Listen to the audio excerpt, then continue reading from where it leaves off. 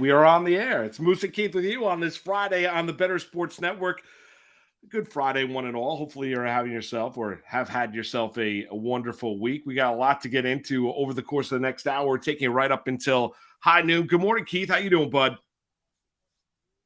I don't hear you. Yeah, I got you. Good morning to you. Happy Rosh Hashanah to everybody out there that celebrates. I'm excited about some matzo ball soup that I'll be eating a little bit later. Go to my mom's house, getting some brisket.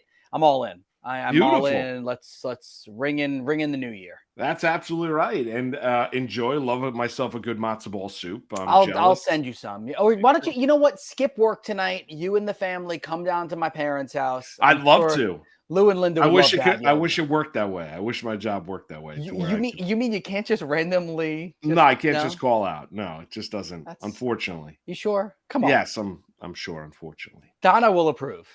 She loves matzo ball soup. We got a great deli right down the street. Love a little matzo ball soup. And some challah bread.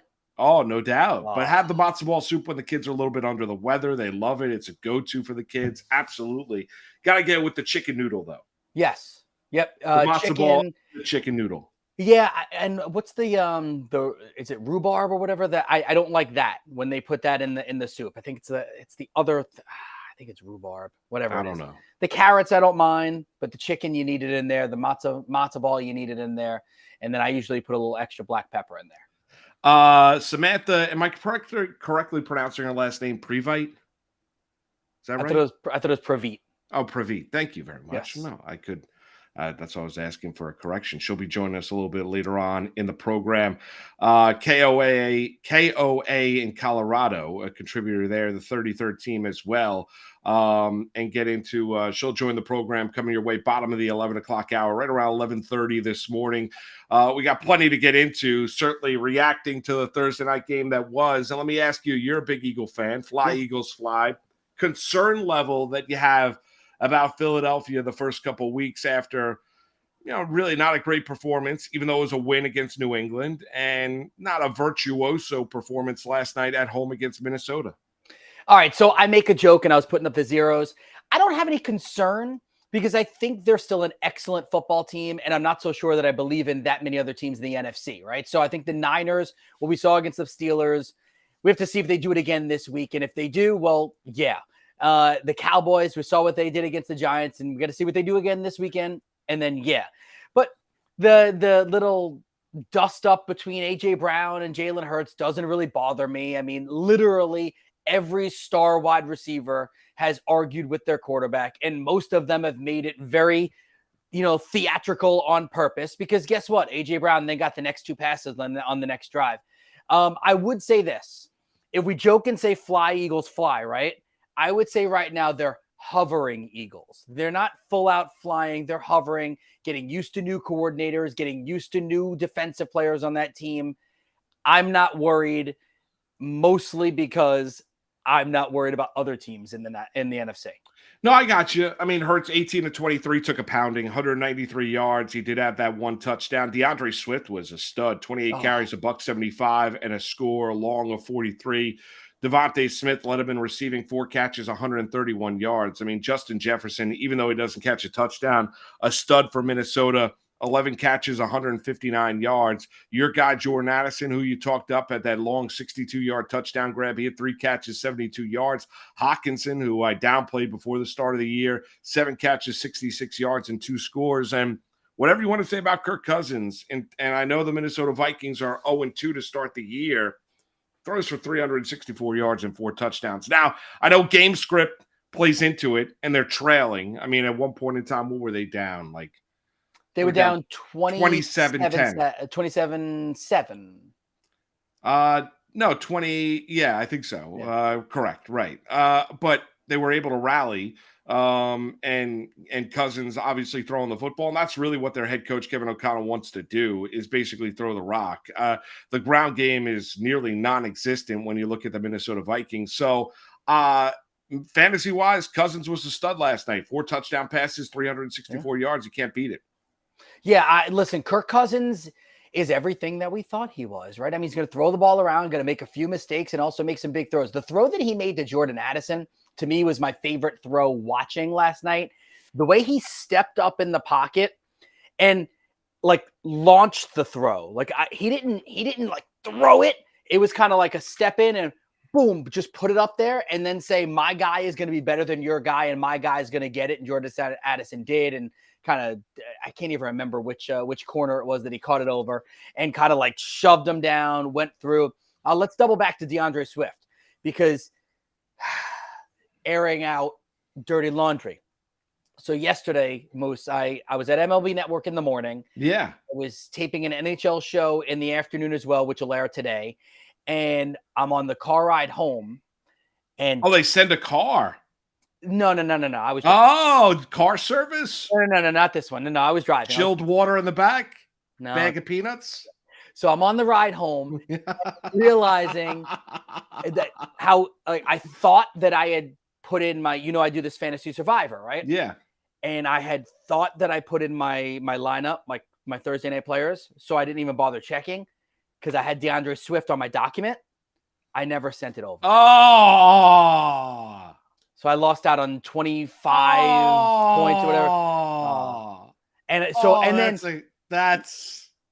When I realized? You want to know when I realized? When did you realize? In math class yesterday. Go ask me why I was in math class yesterday. Why were you in math class? Because Austin had back to school night last night, right? And that's where, and I had to, Jody had her own back to school night. She's a teacher also. So I went to Austin's back to school night and I go through every class. So I was in third period math and I go, oh no, I don't think I sent it. And I'm like sneakily pulling out my phone, acting like I'm taking notes that the teacher, she's fantastic. Miss Burson, I think her name is. And I'm like, shoot, I didn't put it in. And then by the time I got home, it was halftime and he already had like 70 something yards. And I'm like, this is brutal. That stinks. Yeah. The big thing is you never doubted Swiss talent. The question is health. Yeah. It was going to be how they were going to use him there too, right? Because that was the only fear was that Gainwell out, Boston Scott activated, Rashad Penny activated, and Swift had no usage basically in game one. What were they going to do with the trio? So, yeah. 100%. Let's hear from a couple of the quarterbacks from last night, or both of them, obviously. Let's start with Kirk Cousins, Bernsey, on the turnovers and how to right the ship. Loss, solid opponent, shot ourselves in the foot with the turnovers. Similar story now the first 2 weeks. I'm sure that's been said a lot to you guys now post-game, but it ought to be. And it's difficult to win in this league when you lose the turnover battle by one, let alone by the margin we've lost it by. So, we got to fix those mistakes and continue to feel like we have guys who can make plays and be explosive and make this offense go. And Kevin's going to give us a lot of opportunity to do that. Yeah, I mean, listen, they're able to move the football. The turnovers were a killer last night. I mean, the punt return turnover fumble recovered by the Philadelphia Eagles where they would have had the ball, inside the Eagles' 40-yard line, give or take. Philadelphia takes over at the 27-yard line.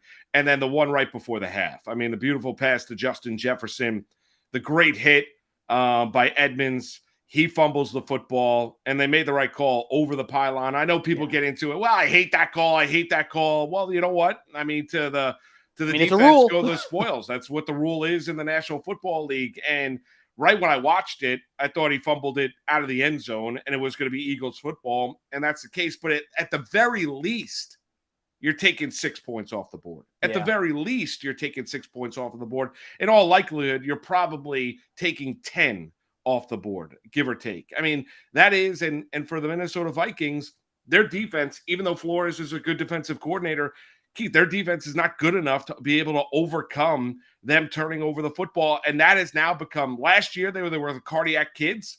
They were 11-0 in games decided by 7 points or less. This year, their identity is that they are a turnover machine. They had 3 red zone turnovers last week and a loss at home against Tampa Bay, Baker Mayfield and the Tampa Bay Buccaneers. And last night, it was a slop fest once again in terms of taking care of the football. And as Cousins just said eloquently, you cannot turn over the football like that. I don't care how talented you are. You can't turn the football over like that and expect to win football games. They need to have some sort of running game, by the way. Madison, 34 yards in game 1, 28 yards in game 2. I don't know if it's he's Madison. Not Dalvin Cook. Yeah, well, he's not. We know that. But I don't know if it's Madison's fault or if it's the way they're calling the game. They need to figure out a run game. I'll throw one more thing out at you. I'm looking at this Viking schedule. I know we're going to get into Jalen Hurts and the Eagles a little bit more. Vikings do not have an easy road ahead. So losing the Buccaneers game is a bad loss because it makes you 0-2 instead of really what you thought you were probably going to be 1-1. The Chargers game, Chargers are going to be favored in week 3, right? Yes. Right. The Panthers, it's at Carolina. I think Minnesota will be favored, but that's not a gimme. Week 5, you're going to be home versus the Chiefs. Definitely not a gimme. You'll be the dog. And then you got the Bears. You should win that in week 6. Niners in week 7. Let's stop there. The Vikings very well might be 2-5 after 7 games. Yeah. And that's a big step down from a team that made it to the postseason, a team that you talked about, like cardiac kids, and were finding ways to win those games.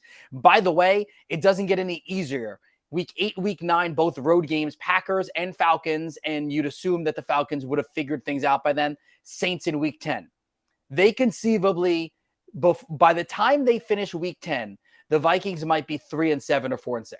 You might be right about that. And we do know the Falcons' identity when they run the football. Speaking of identity, Eagles offensively, new OC.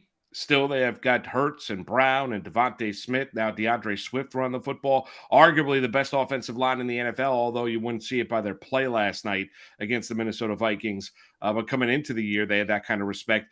Here is Jalen Hurts talking about his team's offensive identity.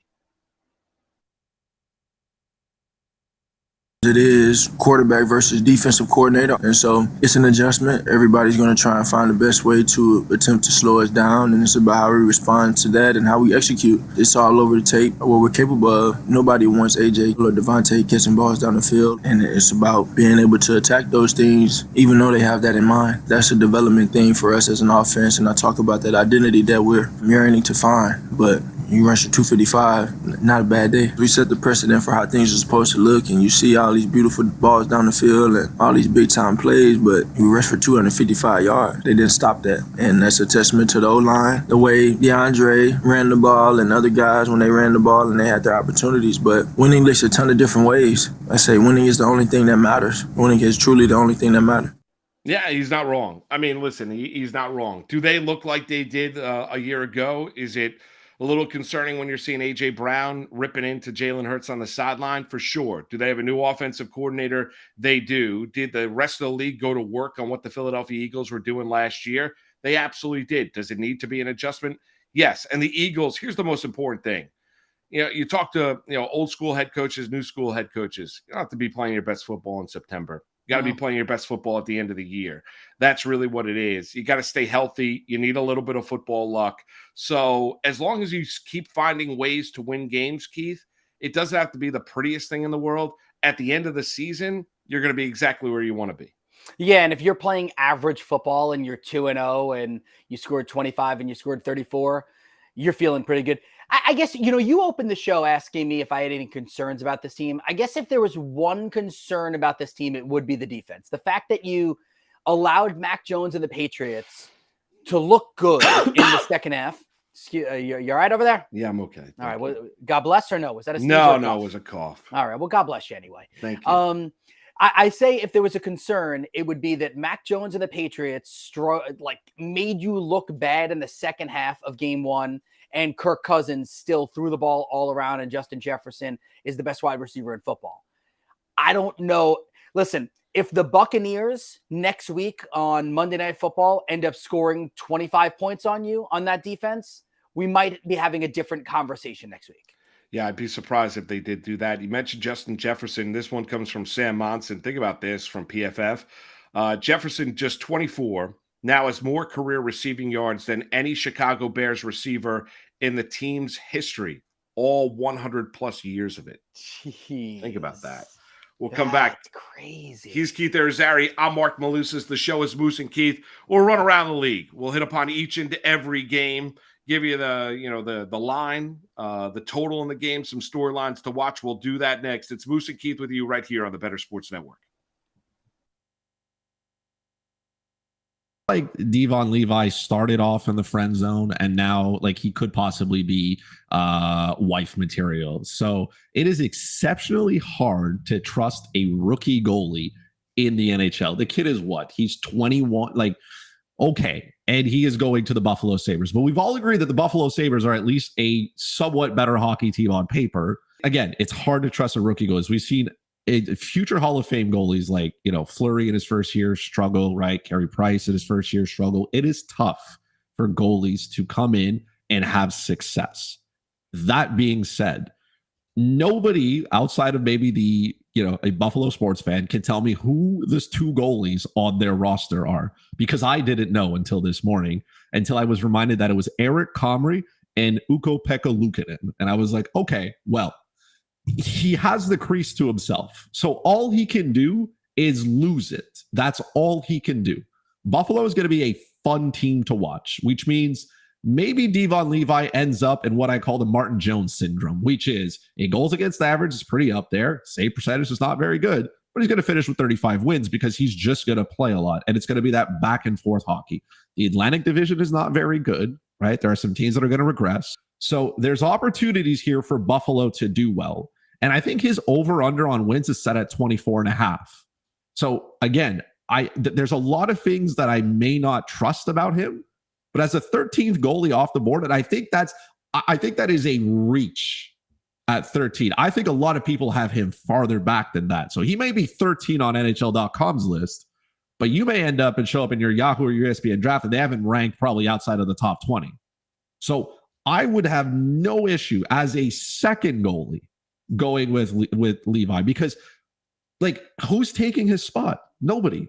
And volume at one point, if you're in a league that doesn't penalize you for losses, if you're in a league that rewards saves and save bonuses for daily, DraftKings does, he has all that working for him. So if it doesn't work out, all right, fine. Then you can go and pick up whoever is there. But it is his net to lose. I understand the risk. I will definitely take, because that's how you win championships, right? You got to take risks to win them. If you're safe, you're going to finish, eliminated in the first round and you had a good time. Or you can try to win the championship on draft day. Think that anyone is still saying you can't throw deep? I don't care.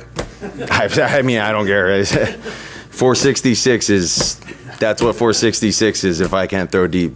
Thanks. That's what I say.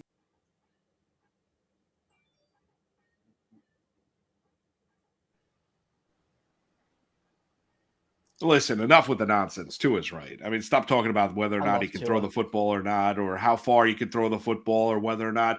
And listen, does he have the same arm strength he did when we first saw him in that championship game for Alabama? No, he doesn't have the same arm strength. That's what a couple ankle injuries, a hip surgery will do, and all that stuff. I mean, it takes away from your drive and the lower body strength. But it is what it is. Speaking of the Miami Dolphins, Keith. And we talk about Tua all the time. Fantasy wise, he's going to be an absolute stud as long as he can stay on the field. Let's start with the Sunday night game. Miami is laying 3 on the road in New England, Sunday night, NBC. Total in the game sitting at 46.5.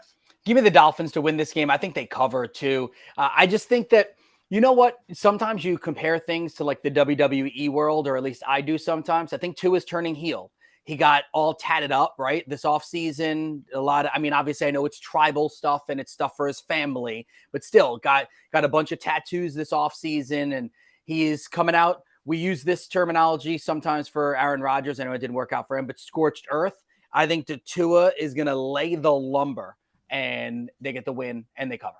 All right, I'm with you. I like the Miami Dolphins. I'm with you. I like Tua and the Dolphins. I think they're going to be able to move the football. I think the defense will be a little bit better this week, and I don't think New England, even though I trust their defense, are going to be able to slow down Tyreek Hill and Jalen Waddle. Will be interesting to see exactly how they deal with the speed at the wide receiver spot for Miami. 4:00 game on Sunday out in Arizona. The Giants laying 4, total in the game sitting at 39.5. And I think this is, listen, I talk about the Giants all the time. I was stunned by their terrible performance against the Dallas Cowboys.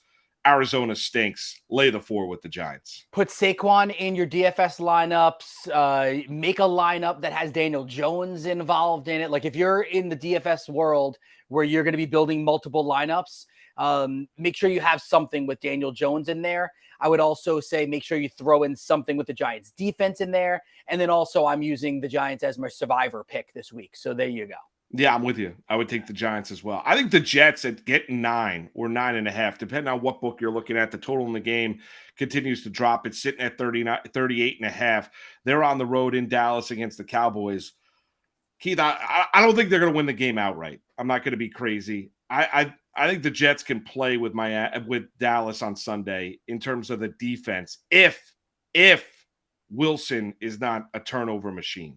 I know you're wincing. You disagree. A big if. I know it's a monumental if. Oh. I think the fact that line moved from 3 to at one point in time 9.5. Yeah. And I have arguably a great defense and a great rush attack. Cowboys aren't as good as they looked against the Giants. I'll take the Jets plus the 9.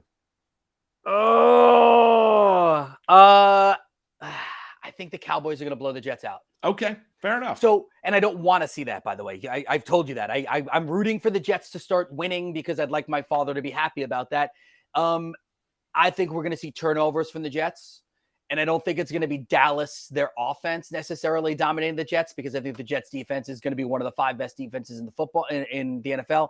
I think this ends up being about a 10-point win for the Cowboys. So I think the line is set pretty correctly. All right, Commanders getting 3.5 on the road in Denver, taking on the Broncos. Total in the game is 39. What do you like? Yeah, I don't know what to like in this game. I'll say that from a prop standpoint, maybe look at Troutman, the brand new tight end now, as Dulcich is out for Denver. And we do know that Russell Wilson does enjoy using Judy's going to play as well. Judy's supposed to play, yes. I think Denver probably wins this 3.5. It's in Denver. 3 means they're really a half-point favorite. I'll take Denver to win and cover. Yeah, I like Denver. Judy back. Don't trust Sam Howell. He was a turnover machine against Arizona. Can't see the Broncos losing back-to-back home games.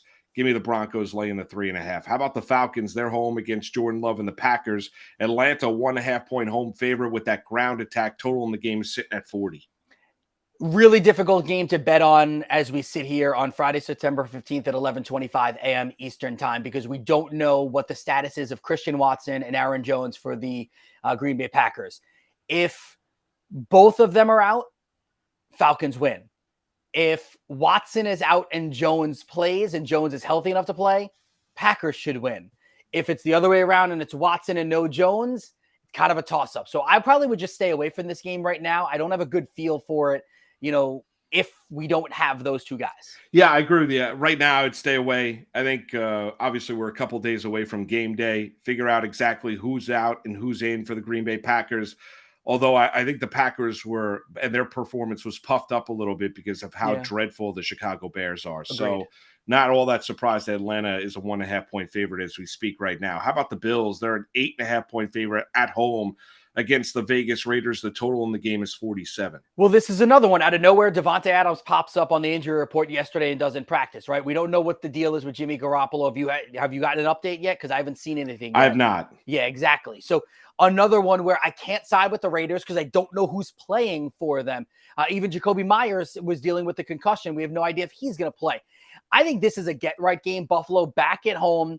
They just got embarrassed on national television as the only game on TV against the New York Jets. I think the Bills win this game going away. And Josh Allen, by the way, take the over on his total touchdowns. Yeah, and maybe the over on turnovers as well for Josh Allen. That's his thing. Yes. Yeah, that's his thing. He likes turning the football over. As long as he's not just a complete, utterly turnover machine, I think the Bills win this game going away. I'm with you, and I'm a little very concerned about exactly who's going to be available for the Vegas Raiders. One more game before a quick timeout.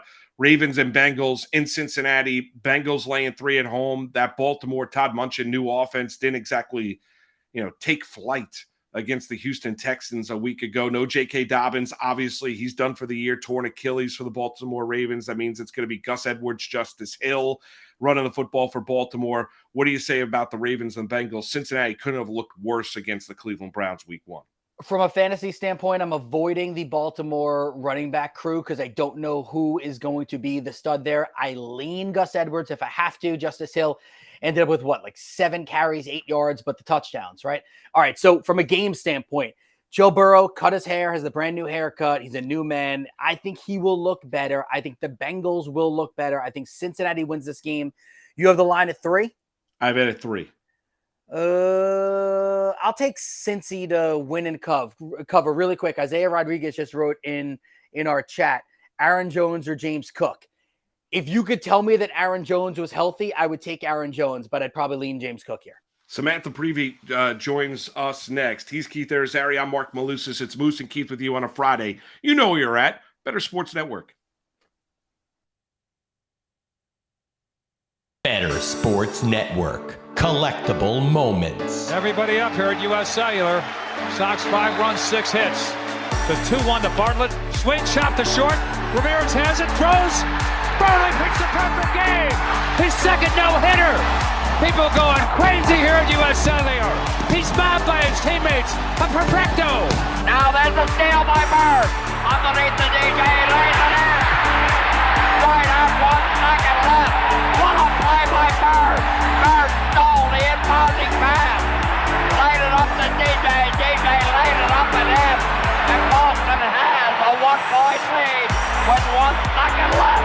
Out of the I formation on first down. Peterson to carry, looking for running room on the right side, has it to the 25, across the 30, across the 35, and out of bounds at the 40-yard line. Adrian Peterson has just gone over 2,000 yards for the season, the 7th man in NFL history to cross the 2,000-yard mark. Well, a thundering ovation for number 66, Mario Lemieux. Just the emotion I'm sure Mario is feeling in this place. You don't appreciate something until it's gone, and it's so great to have Mario back. Yager turns around. Over to Lemieux. Mario Lemieux, his first goal in his comeback here tonight at the Mellon Arena. And the Penguins lead 3-0, and he is smiling like a butcher's dog. Mario Lemieux. Oh, the band is out on the field. He's going to go into the end zone. The Bears have scored, but the Bands are out on the field. Pearson moves in front of the STP Dodge. Petty comes back to the inside. They almost touch as they move down low in the banking. They're going to be side by side as they exit the bank and head for the finish line. Richard Petty goes back in front. They both spin. They're in the wall. Petty is sliding, slamming into the wall. He's coming down toward the finish line. Will he make it? Pearson is still running. The winner is car number 21. An amazing finish. Richard Petty's car demolished in the front end, as well as car number 21. An unbelievable finish, a terrible crash. David Pearson has won the Daytona 500. Leitner catches, comes down, dribbles, shoots, scores! Christian Leitner has hit the bucket at the buzzer! Pitched by Downing, swinging. There's a drive into left center field. That ball is going to be out of here. It's gone. It's 7-15. There's a new home run champion of all time, and it's Henry Aaron. The most valuable player is Magic Johnson. 42 points, 15 rebounds, and 7 assists. He starts at center, plays forward and guard, and leads the Los Angeles Lakers to a world championship 123-107 over Philadelphia. Whether you collect sports memorabilia, fantasy championships, or winning bet slips, talk about it on Better Sports Network.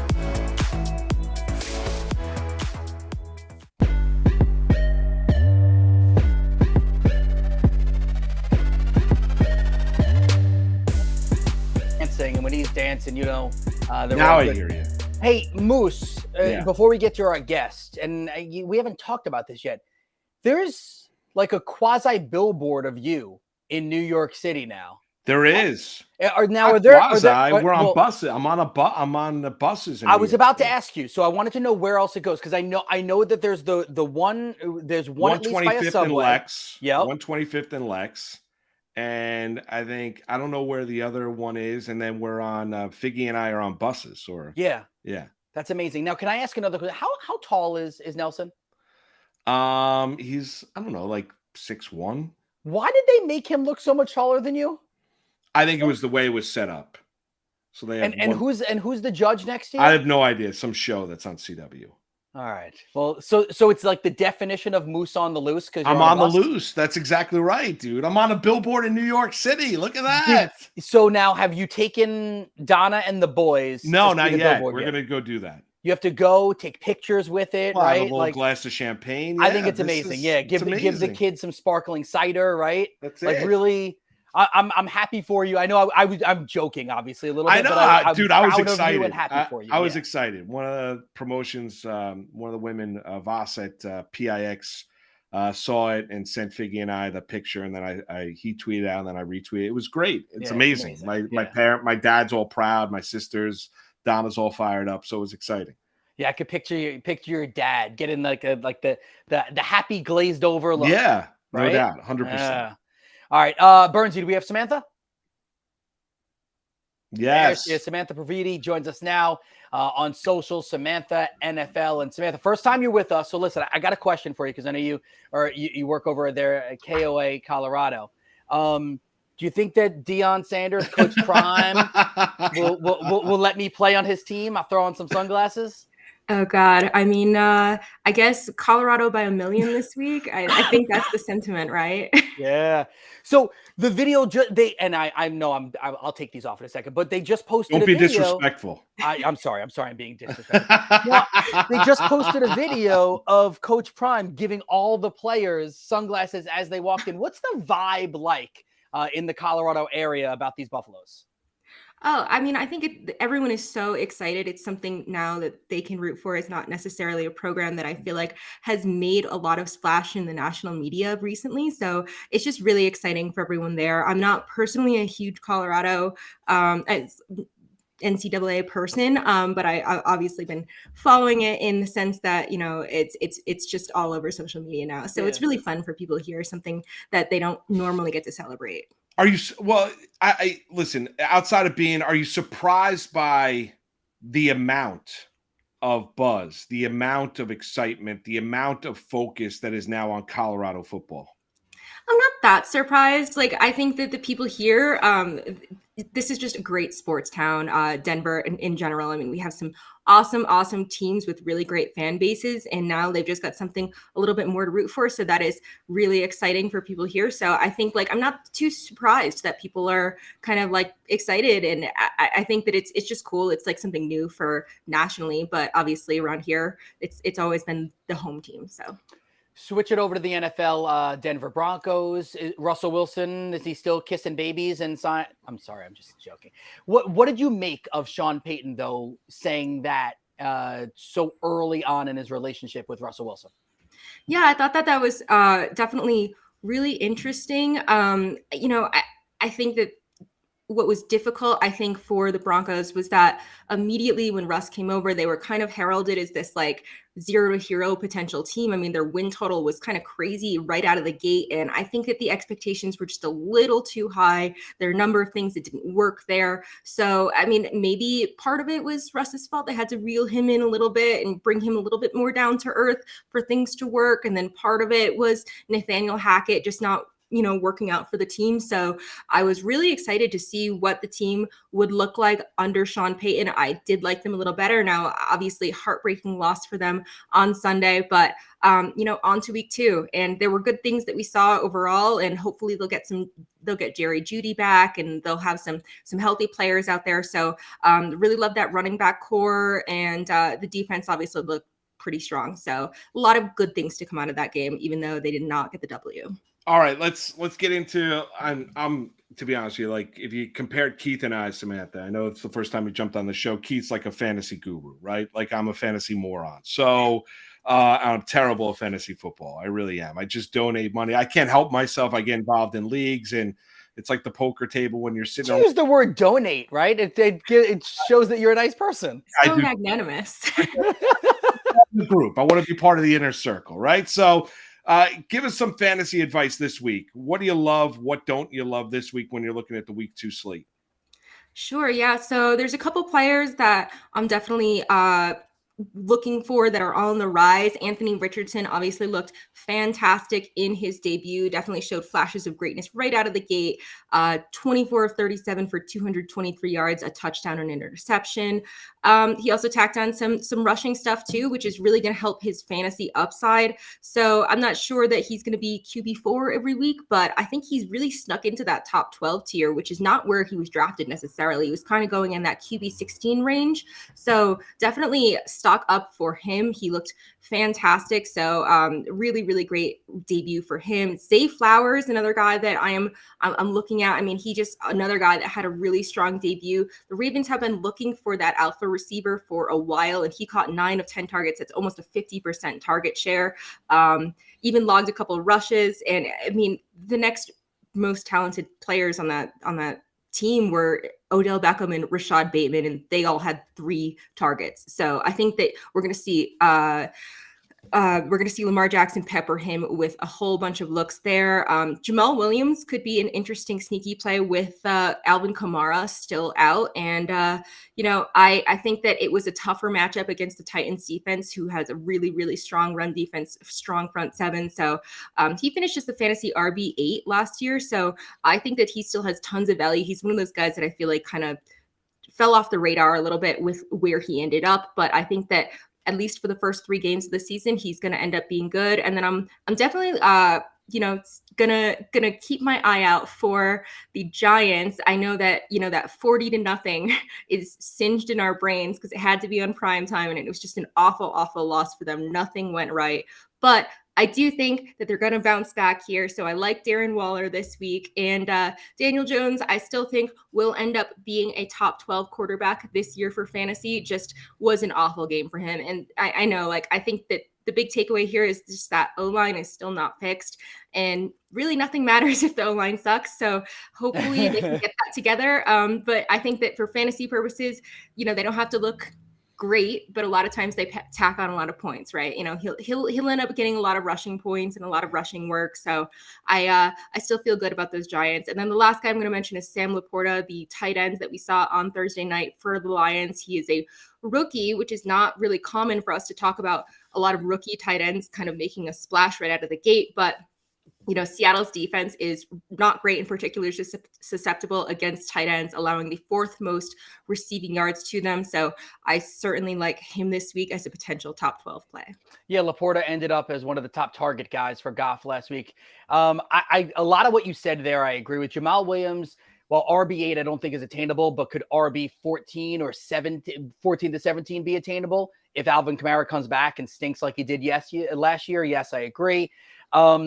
Daniel Jones, I'm considering using him in my DFS survivor pool this week. And then I want to go to a different New York player. So Garrett Wilson was like the belle of the ball all off season. Some drafts snuck into the first round. Most drafts was really early in the second round. How much of a hit do you think he takes with Zach Wilson at quarterback instead of Aaron Rodgers? I think he takes a huge hit. I'm not completely writing him off. And I think if you have him, you really can't just sell him at this point at his absolute nadir. But, I think he finished as wide receiver 22 last year with that kind of rotating cast of quarterbacks for the Jets. Last season, it looks like it's going to be Zach Wilson. That stinks for him. I think that most likely the Jets are going to have to play a very conservative sort of passing game, not let Wilson be in a position where he can make a lot of mistakes. So I think that really limits Garrett Wilson's upside, of course. So I'm downgrading him from where maybe I was like in that wide receiver 10 range to maybe like a wide receiver 15 to 20, more like that. Which is still excellent, but probably not what you expected if he had Rodgers. Yeah. Exactly. I think that, the talent is there. He's going to be able to make catches. He's a great playmaker, great route runner. So I like what I saw last year. Like I said, wide receiver 22 last year in his first season. So hopefully we can at least expect, the wide receiver 20-ish range. All right, Samantha, we got you for a couple more minutes. Anybody quickly that you're fading here, week 2? Ooh, okay. Fading. Well, I do not like any of the Atlanta Falcons other than probably Bijan Robinson. I was very, very concerned about Kyle Pitts this week, and Drake London as well, who dropped a absolute goose egg on fantasy managers. I might have had him starting in a league. Yep. Yep. Desmond Ridder didn't look great to me. Just completed 15 passes for 115 yards. So that's just a low volume offense for these guys to be in. So I'm very concerned about them. Guys like T. Higgins, for instance, who also was obviously very underwhelming. I'm a little less concerned about him. But yeah, like on that offense, it's the whole Atlanta Falcons. I'm very concerned about their passing attack. Cam Akers, Sean McVay tells us in the offseason that he's going to have this big role. And then, of course, he just breaks fantasy managers' hearts, 1.3 yards per carry. And Kyron Williams obviously looked like the much better running back over there. So I think that he's going to end up being a complete dud for fantasy. Christian Kirk is another guy that I'm pretty bummed about because I thought that they gave him a lot of money this offseason, and I thought he would end up being a nice sleeper. He was the wide receiver 11 last year, and he just took a real backseat to Zay Jones and Calvin Ridley, of course. So he's another guy that I'm pretty concerned about this season. How are you handling the Chargers running back situation? Eckler, we think he'll probably play, but don't know for sure. And Joshua Kelly looked pretty good last week. That's true. Yeah, I'm still regarding Eckler as a blue chip top tier running back, and those are pretty rare to come by. And I love his work in the passing game. So even if he's not used as that like bruiser type back that we expect, he's still going to rack up those fantasy points. If he doesn't play, obviously Joshua Kelly is an immediate start, and I would feel really confident putting him in, especially if you lose Eckler, or for instance, you lost like J.K. Dobbins and you picked up Kelly on the waiver wire. So I feel pretty good about him if Eckler doesn't play. If Eckler does play, I would probably not feel comfortable putting Josh Kelly in at this time. Samantha Previte, at Samantha NFL. Final one for you, Samantha, would be this: is anything you love betting wise, whether it be game lines, totals, props, anything that you love week 2?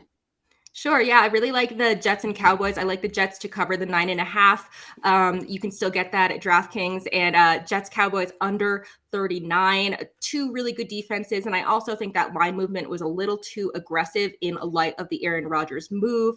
I think that Jets defense is going to keep this one close. That's kind of their key to winning, right? Keeping the Dallas offense off the field and keeping Zach Wilson away from hurting the whole team in itself. So leaning on that run game, I think, will be important. I also like Javonte Williams, Terry McLaurin, and Christian Kirk all to hit their unders for rushing receiving yards.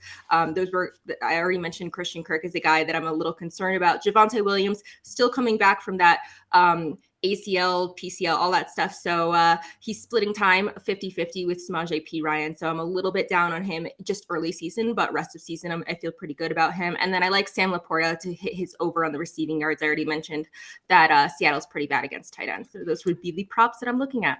Just to bring it full circle, and I know you're not a college person necessarily, but got to do it. I'm not being disrespectful or anything. Colorado going to cover the 23.5 against Colorado State?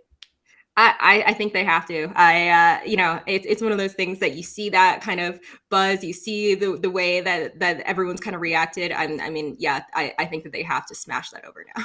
Love Samantha Previte, contributor for the 33rd team, contributor for KOA Colorado. Hit her up on X, we call it now, at Samantha NFL. Samantha, thanks for the time this morning. We appreciate it. Have yourself a great Friday and a great weekend, all right? And we'll do it again real soon. Thank you so much, guys. You got it. She's great. I mean, wealth of information, wealth of knowledge, nice sunglasses. Yes. And now, as Dion was telling his team, it's personal. He's Keith Arizari. I'm Mark Malusis. We'll come back. We'll continue to run around the week 2 NFL slate. We'll do that next. It's Moose and Keith with you on a Friday right here on the Better Sports Network.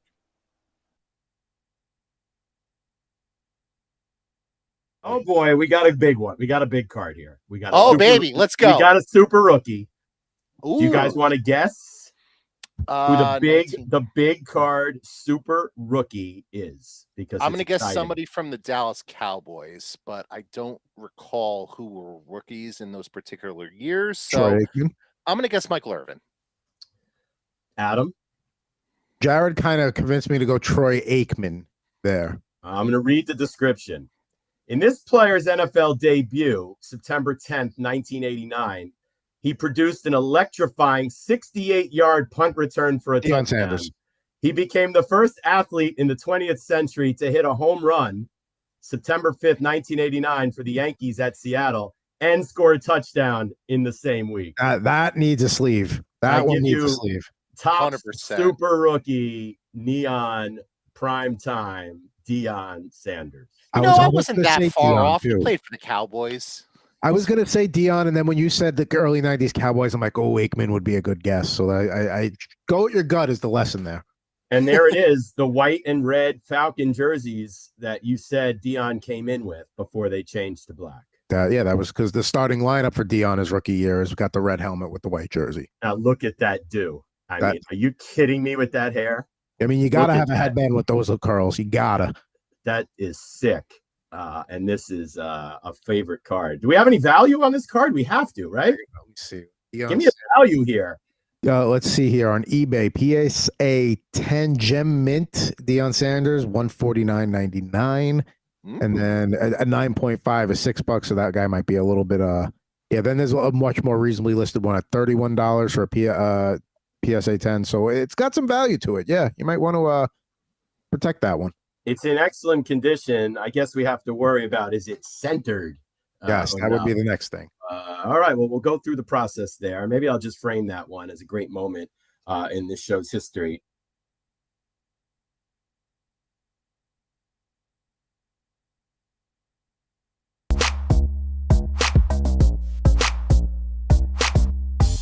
It's Moose and Keith with Mark Malusis and Keith Irizarry.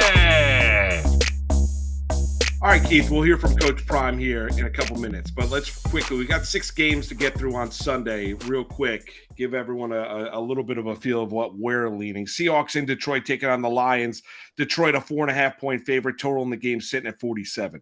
I like the Lions to win this one. I like them to cover. Too. I think Goff is going to continue doing just enough offensively for them. And I think Seattle might not be as good as people were hoping they would be. Yeah, I think Seattle is going to be the team that people thought they were going to be a year ago. Yeah. I'll put it to you that way. I like the Lions as well. I'd lay the 4.5. That's probably one of my best bets of the weekend. How about let me say one more thing about the Seahawks too, and because I think it helps people maybe with the fantasy standpoint if you have Geno Smith on your roster. Geno Smith, remember we talked about how great he was last year? Well, the first 11 games of the year, first 10 games of the year, 10 weeks, he was amazing. Post that, he went back to old Geno. So we don't know which is the right guy, except for the fact that if you really look at the track record, he's the guy from the second half. Remain patient with Jahmyr Gibbs, too, if you're a Lions owner, too, in fantasy football. Chargers on the road in Tennessee taking on the Titans. They're laying 3. Is Los Angeles. The total in the game is sitting right now at, 45 points. So another injury issue. And again, we're doing this at 11:50 in the morning on Friday. So listen, we'll find out a little bit more later today with some injury reports, and you'll find out obviously a lot more on Sunday morning around 11:30 a.m. Eastern time. With that being said, I kind of think DeAndre Hopkins is going to miss this game. He sat out on Wednesday, sat out on Thursday. It's an ankle. Treylon Burks should be in the lineup for the Titans.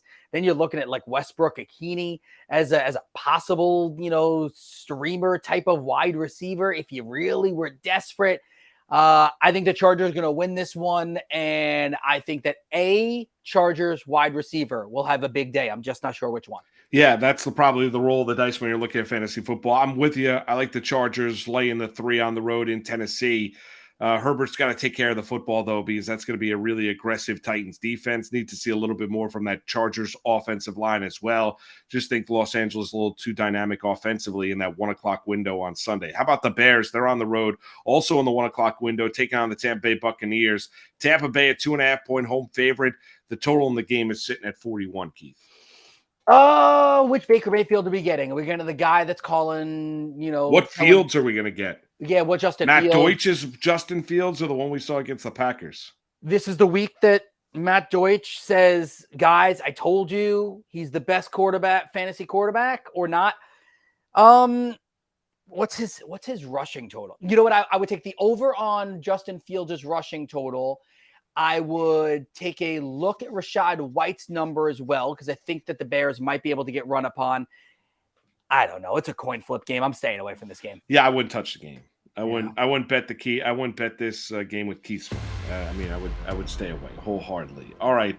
How about the Chiefs and the Jaguars? Jacksonville, 3.5-point home dog, entertaining Kansas City. Total in the game is sitting at 51. Kelsey's playing, right? I believe he is, yes. Yeah, Chiefs are going to win. The Chiefs are going to go into Jacksonville. They're going to win this game. But I'll tell you this. I think Trevor Lawrence has a very good day. All right. Sorry, that music came in a little hot. Yes. Like, Burns, lower just a little bit. Yeah, I think Trevor Lawrence still going to have a big day. I think that if the Chiefs focus on stopping Ridley, it could be a Christian Kirk game. Yeah, I'm taking Kansas City. I'd lay the 3.5 with Kansas Kelce City. will score a touchdown too.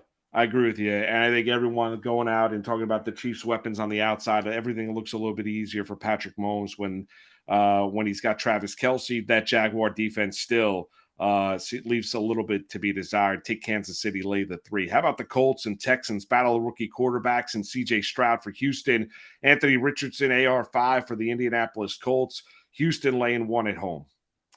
I like Indianapolis to go into Houston and win this game. I think, assuming Anthony Richardson's health as well, I think we saw a little something about the electricity that he brings, and I think it's going to take a few weeks for the NFL to catch up to it. So I'll take the Colts to win and cover. Yeah. They're dogs. I'll take them just to win. Yeah, I like the Colts to win the game outright. I'm with you. I'll take the 1 on the road in Houston against the Texans. Houston gave Baltimore, made them sweat a little bit last week. Love Anthony Richardson, the upside for the Indianapolis Colts. Pittman looked good too. Yeah, he's also can't take the hits he's taking. So that's one thing for Anthony Richardson, but I'll take Indianapolis plus the 1 on the road in Houston. Final game on the Sunday slate, 49ers and Rams. We already did the Sunday night affair. Los Angeles home. They're getting 7.5 against San Francisco. Total in the game, 44.5. Niners are going to win this game going away. Last week was the enigma for the Rams. They're not that team. Nakua looked great, right? Puka Nakua looked great. He may not play. He's got an oblique issue. So now you turn it to like Atwell, Van Jefferson, who has never really been able to put it all together. The run game is weird because we don't know if it's Akers or Kyron Williams. The Niners defense is fantastic. Niners win this game in a runaway. I'm with you. Take San Francisco. Lay the 7.5. Want to remind everybody we're gamifying Monday Night Football right here on the BetterCast app. Join our free-to-play contest. Predict what will happen, make picks, and test your NFL knowledge. Chat with our community about all the big plays, top performers, and busts in real time. Watch Monday Night Football with us.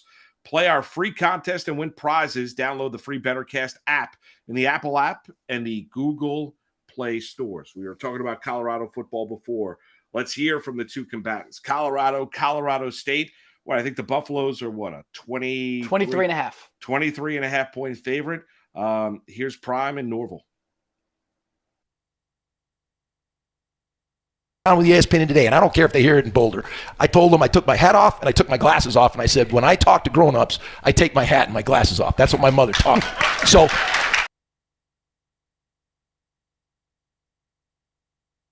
I'm minding my own business, watching some film, trying to get ready, trying to get out here and be the best coach I could be. And I look up and I read some bull junk that Dan said about us. Talk to us. Once again, talk to us. Why would you want to talk about us when we don't talk about nobody? All we do is go out here, work our butts up, and do our job on Saturday. But when they give us ammunition, they done messed around and made it what? It was just going to be a good game. And made this shit personal. They done messed around and made it personal. It was going to be a great test, a battle of Colorado, but they done messed around and made it personal. Personal. He's great. I mean, Dion is so good for college football. It's amazing. I mean, it really is. It's amazing. And I know that people talk about, the next step is the NFL. I don't think I want him in the NFL. I think I want him to stay. I mean, listen, he'll take an NFL job. If the Cowboys job ended up being open or the Falcons job ended up being open, he would probably take one of those jobs. I love everything about what he's bringing to the table from a collegiate rank. He'll end up leaving Colorado at some point for a bigger job or a bigger, more known university. But that energy, like, I want to run through a wall for him, and I don't play for them. And I'm not I didn't grow up a fan of their school. It's amazing. 100%. He's great. I mean, he's great for college football. He's great for what we do. I don't even think the next job, Keith, is the NFL. I think his next job is a bigger platform in college football. I do. I think it's, SEC. Big. I don't. one of those. He needs Florida State to tumble just a little bit so he could take that job. Yeah. He wants and that I'm job. sure they're having buyer's remorse too. Look at what Deion Sanders is doing. Imagine if Deion Sanders was ever at Florida State doing this. Every single major recruit would want to be at Florida State then. And look at how many Division I players come out of that state every year. Exactly.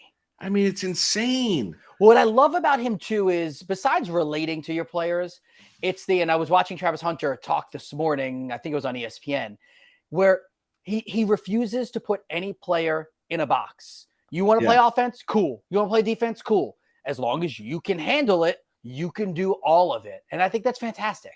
No, and honestly, Keith, I think they're everything that he is doing, guys are going to fall over themselves to go play for Deion Sanders. And all right, let's assume they win this week, right? Don't lay an egg. They go to 3-0, right?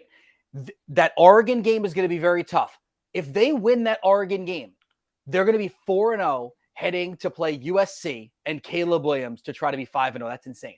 That's insane. Keith, great job. Bernsey, great job across the way. Thanks to everybody in the chat session as well. Have yourself a wonderful Friday. Good luck with all your plays. Good luck in fantasy football this weekend. We'll be back with you Monday at 11. Talk to you then. Happy Rosh Hashanah, everybody.